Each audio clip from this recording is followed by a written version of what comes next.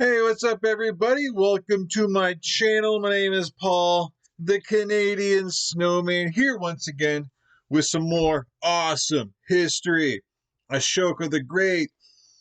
Have no clue who this is. Ashoka the Great. I don't know. I have an idea what part of the world it is, just because when I pulled up the when I Google Ashoka the Great just to have some kind of image, I didn't even grab an image. I just grabbed some lettering over here. So yeah, but I seen I don't know, it was like isn't it like Asian or think yeah, right, from Asia, like I don't know. I don't want to say anymore because I'm always wrong, but yeah, the Great. So obviously this person obviously stood out and was apparently pretty awesome for some reason to have the name Great. Um, if I want to remember correctly, trying to remember the time period. Trying to remember the time period that I've seen. I don't know. I think it's a BC. I think it's like before Rome. Anyways, well, I'm gonna find out in 2 seconds anyway. So enough with the whatever. We're gonna get to this, and yeah, like I said, oh wait, before we do, please hit that like and subscribe button below, please, and thank you. And we're gonna do this.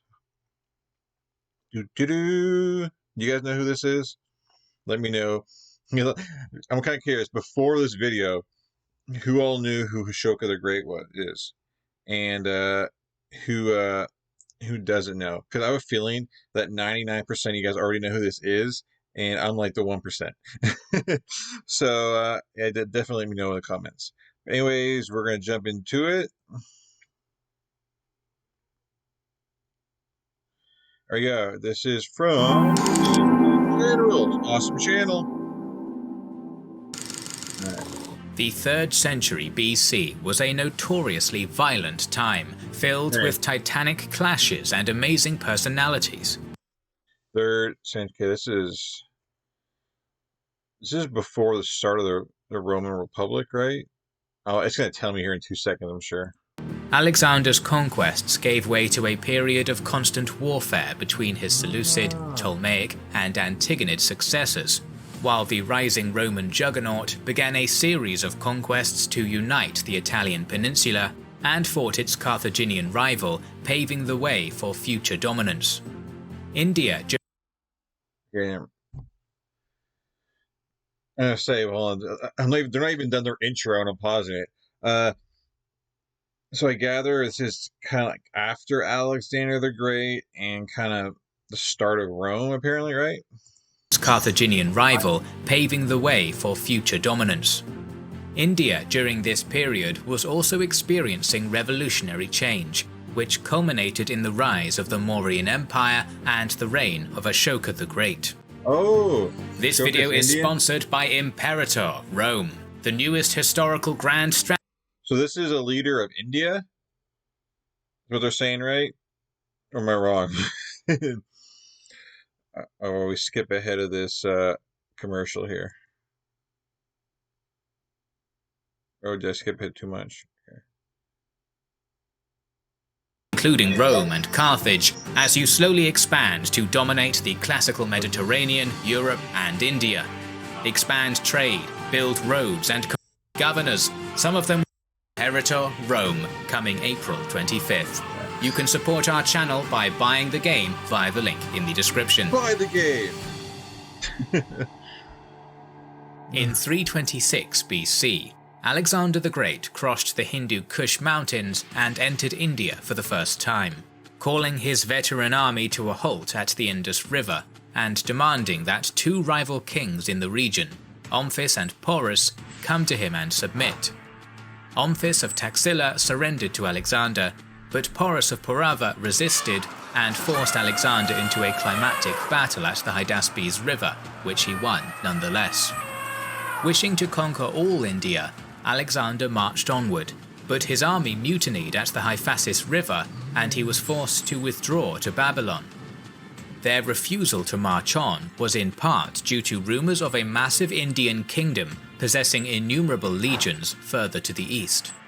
This was the Nanda Empire, centred on the Magadha region, which supposedly fielded a colossal force of 250,000 infantry, cavalry, chariots and war elephants.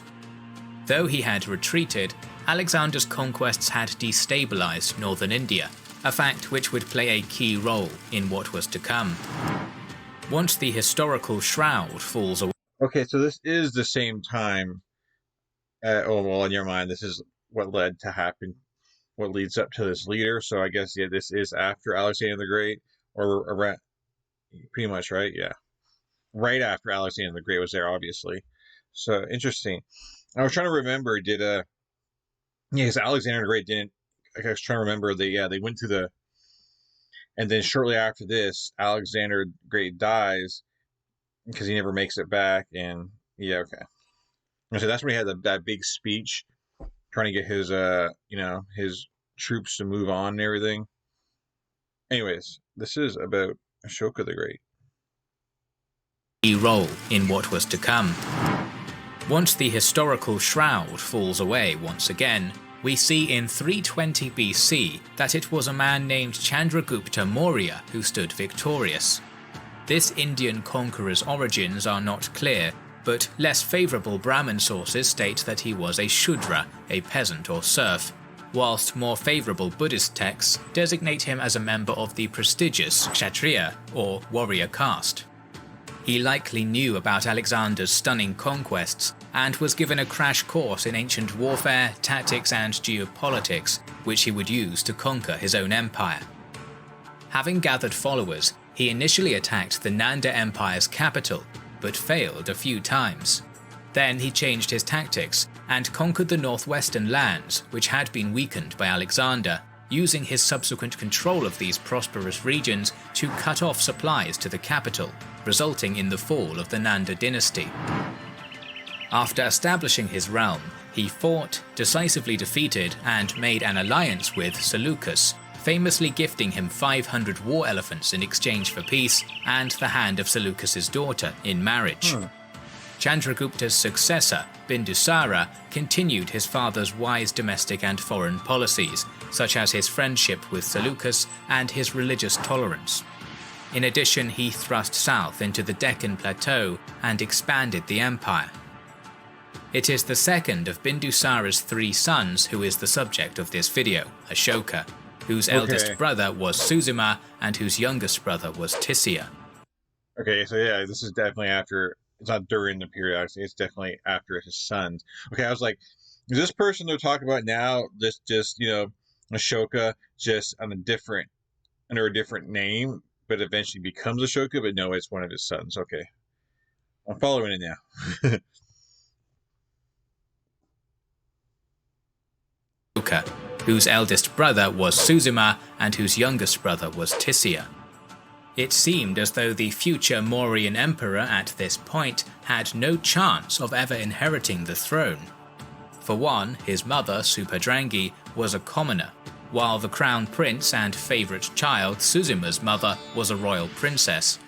Nevertheless, Indian princes were often sent to govern faraway provinces, and Ashoka was no different.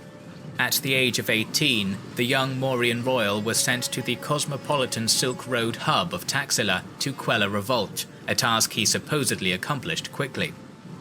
The nature of Taxila as a scholarly and cosmopolitan settlement, where intellectual debates were often had among different faiths, would have improved Ashoka's knowledge of the world, as well as making him more tolerant and sophisticated.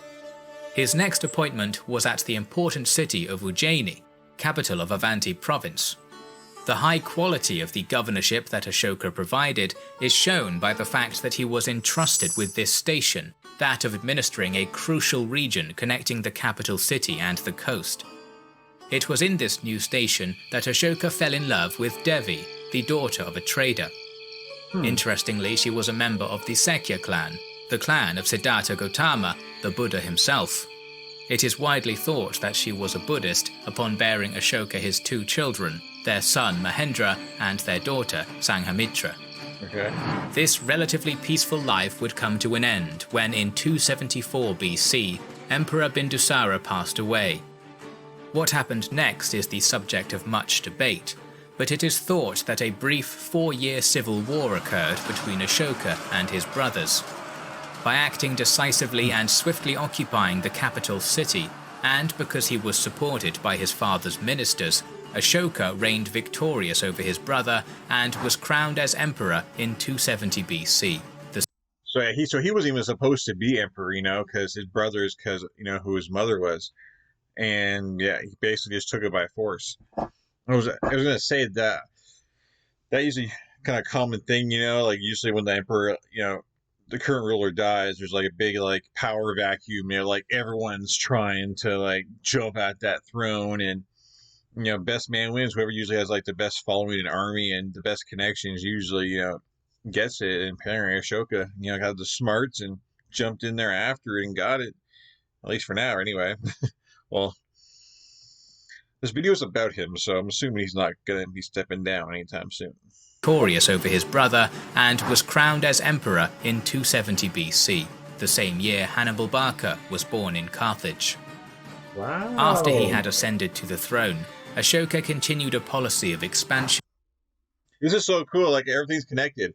Like you had Alexander the Great, and then like a few years later you have Ashoka, who's born at the same time as Hannibal. By the way, I have a playlist on Alexander the Great and a playlist on Hannibal. So definitely check that out too. And then you have Hannibal, and then like after Hannibal, you have the Caesar, which I had done a playlist on Caesar. So it's like I feel like I'm, as time goes by, I'm connecting the dots. I feel like, and like these time periods are slowly filling up. So I just find that it's just interesting to me. Sorry. After he had ascended to the throne, Ashoka continued a policy of expansion and conquest. One of the reasons for this persistent policy of warfare was that in this period all Indian rulers wished to be regarded as the Chakravartin, the king of kings, by their royal rivals. Practical and economic reasons were also important, as taxes were the Mauryan Empire's main source of revenue.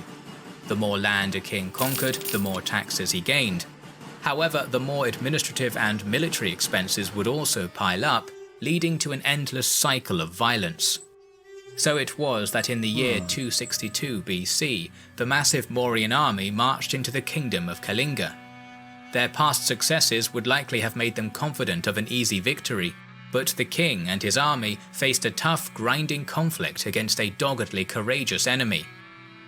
It is said that Ashoka eventually won the war, not because Kalinga surrendered, but because the carnage was so terrible.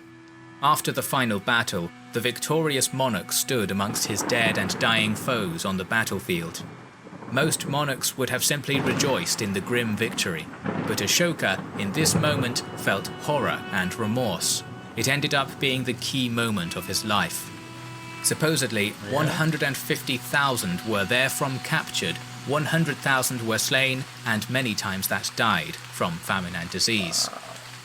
More than just being horrified by the direct results of the devastation he had wrought, Ashoka also was acutely aware of the tragedy that struck those left behind, the young sons left without fathers, and poor mothers who had been robbed of their sons, their families, and loved ones.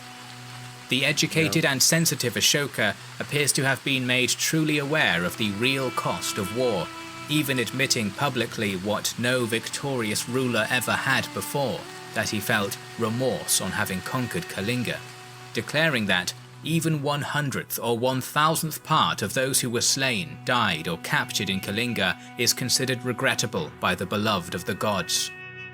This was clearly not the same man speaking who had annihilated his brother and had seized the throne by blood. Rather, it was a changed man, finally admitting to his mistakes and thinking on the futility and tragedy of war.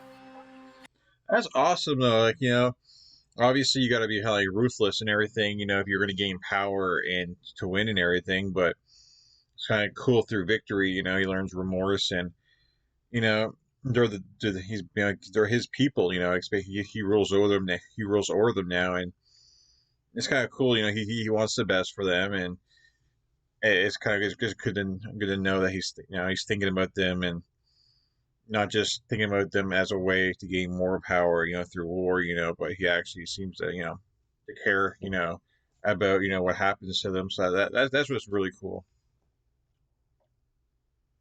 And yeah, let's see what happens next.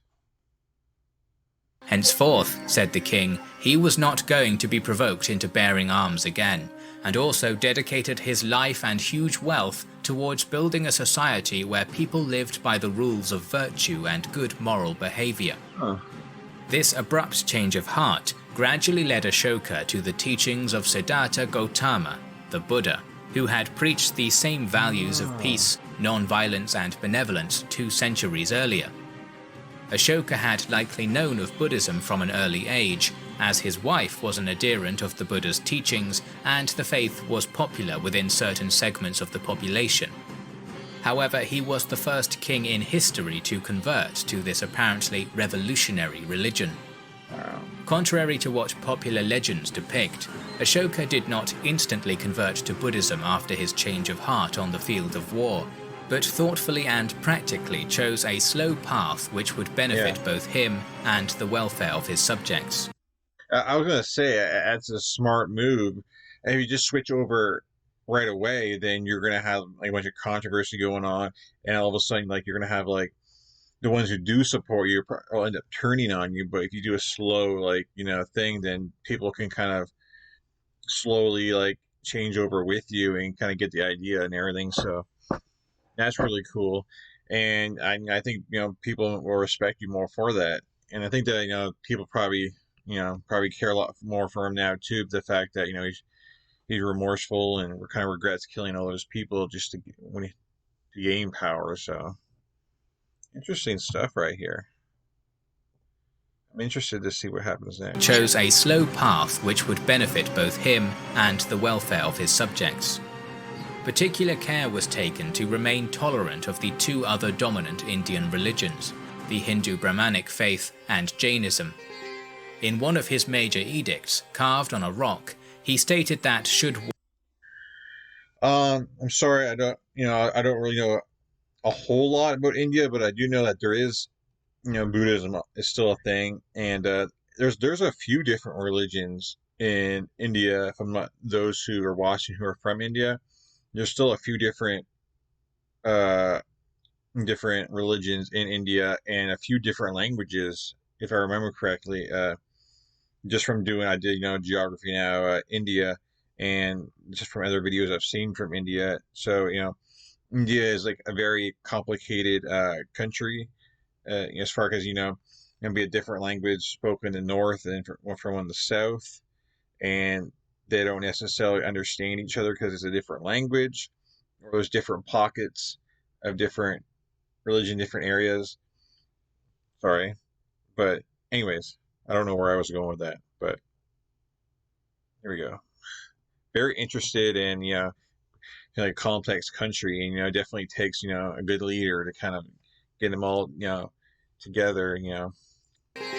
In one of his major edicts, carved on a rock, he stated that should one blame other religions or overglorify one's own religion, they are instead doing harm to it, an act which should not be done. He began to study under Buddhist monks, and 2 years later was accepted into the Sangha, the Buddhist order.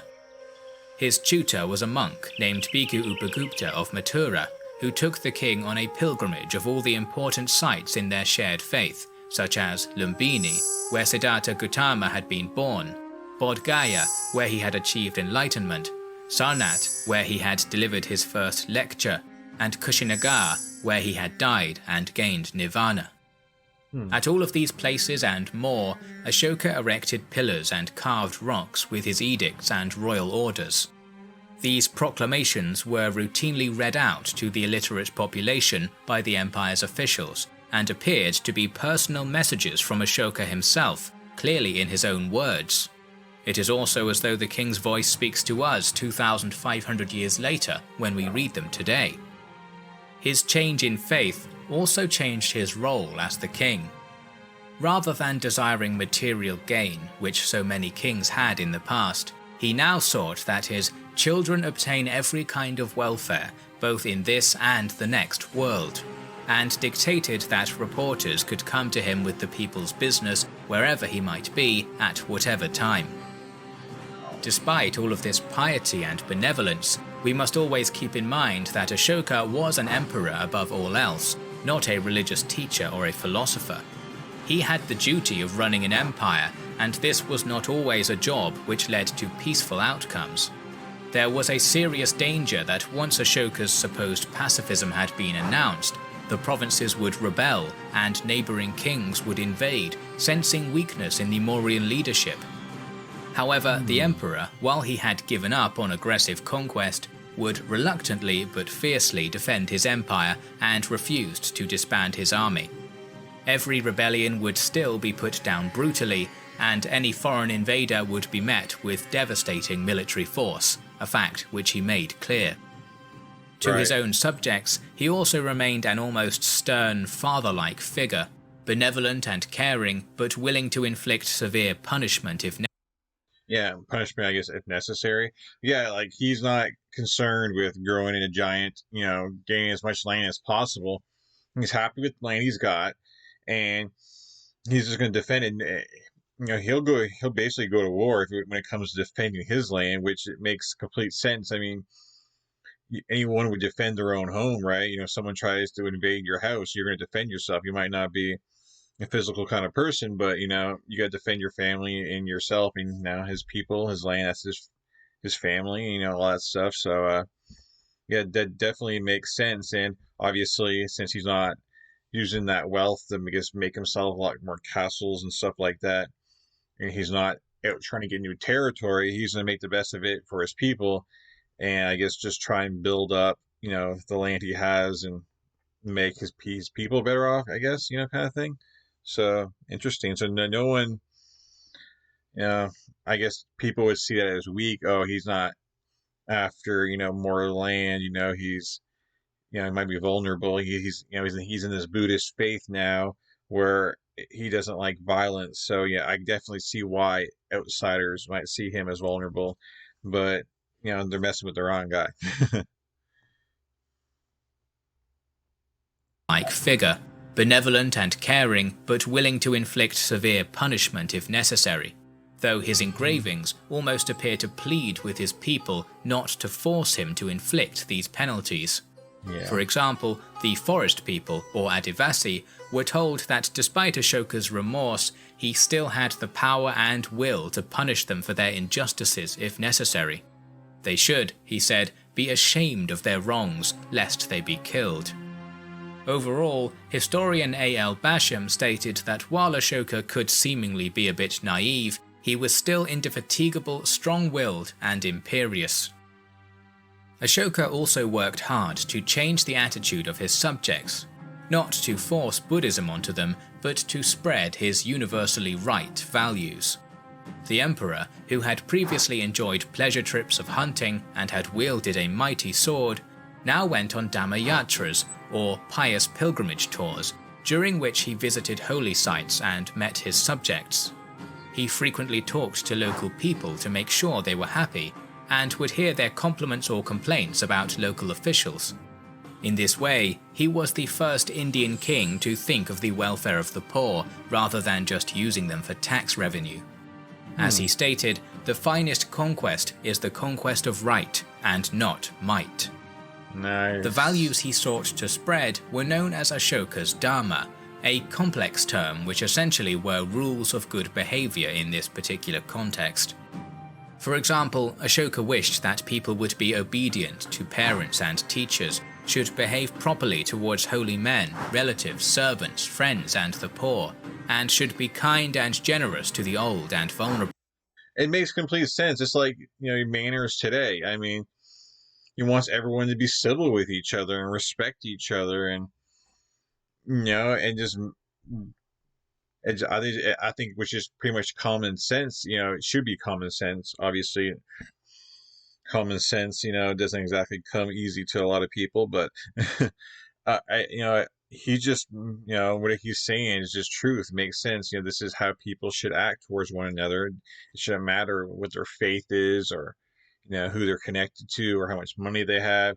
You should treat people all alike, no matter what your background is. And that is definitely something your people can respect, and I'm sure they loved him for it. Non-violence towards all living creatures, be they humans, birds or animals, was practiced. One edict in particular goes into detail about how the imperial kitchens will no longer slaughter vast amounts of animals for food. In addition to preaching these noble virtues to his people, Ashoka also sought to try his best to live by the same tenets. This was exemplified by his thoughtfulness in the construction and renovation of infrastructure. He ordered that shade trees be planted along roads for shelter from the sun and rains, that mango groves be planted in order to provide food, and that watering places be dug to quench a traveller's thirst. In 253 BC, a great gathering of Buddhist monks was held at Pataliputra, hosted by the king himself. At this, the Third Buddhist Council, a momentous decision was taken to send teams of bhikshus, Buddhist monks, to other foreign kingdoms in order to spread the teachings of the Buddha. These missionaries are said to have reached as far as Kashmir, Gandhara, the Greek Hellenistic kingdoms, North Africa, Burma, and Sri Lanka. One of the travellers was a man named Dharmarakshita, and is designated as Yona or Ionian in the texts, so it is possible he was a Greek convert. The most famous missionary of the period, however, was Prince Mahendra, Ashoka's firstborn son. In 249 BC, Mahendra journeyed to Sri Lanka, then called Tamrapani, at the invitation of King Devanampiya Tissa, an admirer of Ashoka and a man who wished to learn more of Buddhist principles. The subsequent mission to this realm was so successful that it gradually became a Buddhist country and remains so even today. Wow. Such was the legacy of Ashoka the Great. When he died in 232 BC, he was 72 years old and had reigned for 38 glorious years. Though his death would instigate the long decay of his earthly Mauryan Empire, which fell after another half-century, Ashoka had ruled over the largest indigenous empire in Indian history with wisdom, efficiency, and most importantly, compassion. Buddhism in the 21st century is a world religion because the first steps to spread it to the world were made by Ashoka himself. Gradually, as the centuries progressed after Ashoka's death, the faith travelled along the Silk Roads as far as Tibet, China, and even Japan, despite its decline in the predominantly Hindu land of its birth. Writer H.G. Wells stated that Ashoka shines and shines brightly like a bright star among the thousands of other kings and majesties, even unto this day. Wow. We have more stories to tell, so make sure you are subscribed to our channel. Wow. Well, it was I feel like, a breath of fresh air. When I think of, the great, kind of first thing that comes to mind is they conquered a lot of land, that's why they're considered great. But in this situation, it's the opposite. He's great because he didn't, not for conquering, but basically conquering life, making everything better for his people. And just, I mean, it kind of shows from how long he lived, because I know, back in those days, people didn't live as long. And if you have a happy, stress-free life, I believe you're probably more likely to kind of live longer, and he's not going through a bunch of war or anything, so he's not gonna be stressed out doing that, or likely die through that, because there's just no war. If there's going to be an uprising, he'll use force, but that's only because he's forced to, so yeah, definitely really, really cool. Ashoka the Great, awesome. I don't know why I haven't heard of him before. I guess it's just because I don't know much about, I guess, Indian history and stuff like that. But yeah, I'm definitely glad I decided to do this video. Definitely very interesting stuff. Let me know what you guys think in the comments below. And yeah, please hit that like and subscribe button if you haven't yet. If because you're still with me right now, then I really do appreciate it, and I really thank the support and all that good stuff. I hope you guys have a great day and a great night and all that good stuff. And I'll definitely catch you guys in future videos. And yeah, doing every country in the world in geography now, and don't know what I'm going to do next as far as a war or history video. So yeah, I hope you guys will continue along and watch along. Peace, guys. Amazing. Thank you.